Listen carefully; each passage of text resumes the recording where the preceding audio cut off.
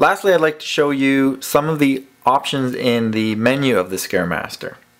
So we're going to go into the menu, and we already know save changes. Save as, that's if you want to save the show as something else, kind of like on a computer. If you wanted to save, say you did a bunch of modifications to a certain show, and you wanted to save that into another folder that you created. So you could say save as, and it will ask you what folder would you like to save it in. You could go in, pick one of those folders, and it'll basically save all that information into the other folder. Scene menu. So this menu is specific to each scene. So like your ambient, 0, 1, 2, 3, 4, 5, 6, 7, and then input 0, etc., etc. Each scene has its own settings.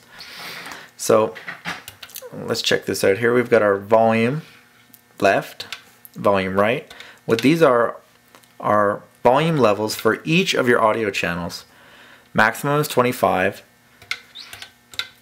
What you can do is reduce each of them individually. So sometimes when you have an audio file, a lot of people will actually put different tracks in each audio file. So you'll have maybe a voice track in the left channel and a background track in the right channel. So sometimes once you've put this in a prop, you realize, oh, I wish the background was a little bit lower, or I wish the voice was louder, and you have to go back and edit your sound file.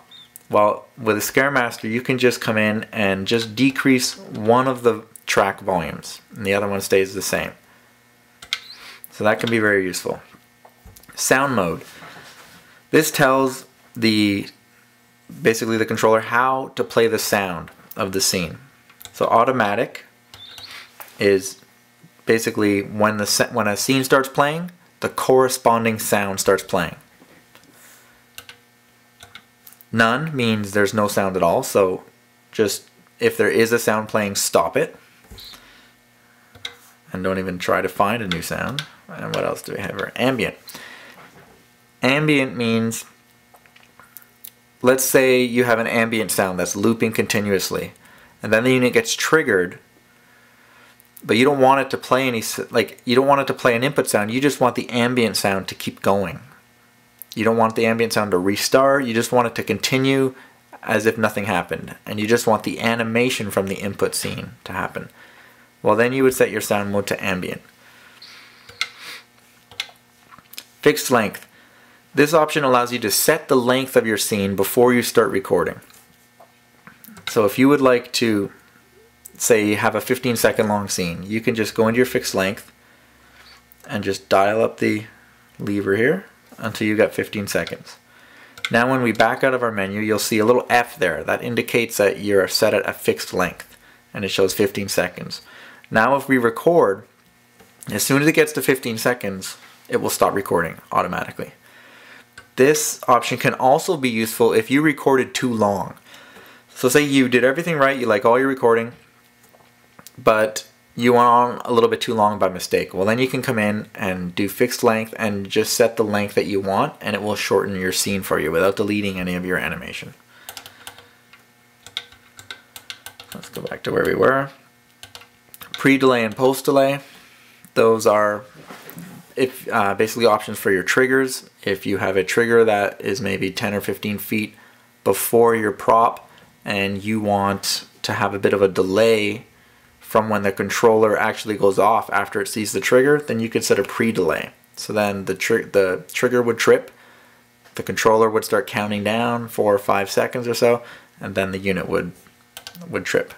Post-delay is similar, but is basically a delay for how long the controller should wait before it will trigger the prop again. Sometimes if a prop goes off, you don't want it to go off again right away. So you can say, I want a post delay of 1 minute, which will prevent the prop from going off for at least a minute after it has been triggered. Interruptible. If you're using 2 inputs on some of these controllers, and you have a situation where one of the inputs may be triggered when the other one is still playing, you might want that input to interrupt the other input. If that's the case, then you could set this scene here to be interruptible.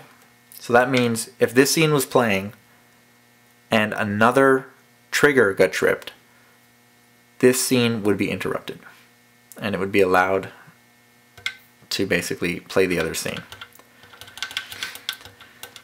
And, momentary is for some props that are actor controlled. You want the actor to be able to throw a switch or press a button and decide exactly how long that scare should activate for. So momentary, if you set that to yes, then when the trigger is tripped, the controller will start playing the scene, and it will play it for as long as the trigger is tripped. As soon as you let go of the trigger, it will go back to ambient.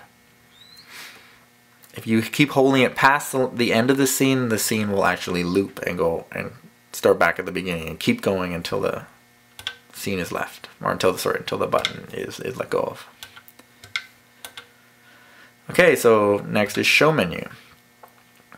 Open show. This allows us to open a show on a card. Operates the same way as the other show menus. It shows you the list of shows and you can select one. Upload sounds, we've been through these. Clear scenes. If you want to start fresh, if you've maybe copied a folder on a computer and you've got a bunch of animation in there and you just want to get rid of it, you can just go in here and select clear scenes and it just sets all your scenes to 0. Alright, and that's it in here. We've got our Boo Box set up. So that's some options for the actual controller itself. So the Boo Box actually has a timer in it. So you can set a timer for like a certain amount of seconds. So if you want the prop to trigger every 30 seconds automatically, you could set the timer to 30 seconds. Now when we disconnect this, the Boo Box will trigger every 30 seconds. We'll turn that back off. Normally closed inputs, if you're using some of the other types of PIR sensors, they have a normally closed output on them. So you have to set the Boo Box that you would like their input to be normally closed, corresponding to the sensor type. Normally closed outputs. So if you want one of the outputs to remain on by default, and then when you press the button for the output to go off instead of turning on, then you could set one of the outputs to normally closed. This could be handy if you have lights connected to an output and you want the lights on all the time, and then when they walk past the trigger, the lights would maybe flicker and then go off during the scene, and then once the scene is done, the lights will come back on. So you can set those outputs to normally closed. Factory reset resets all the settings in the Boo Box. And the last menu is ScareMaster setup. In here, all we have now is contrast. That pretty much rounds up all the menu options in the ScareMaster. Stay tuned for some more videos.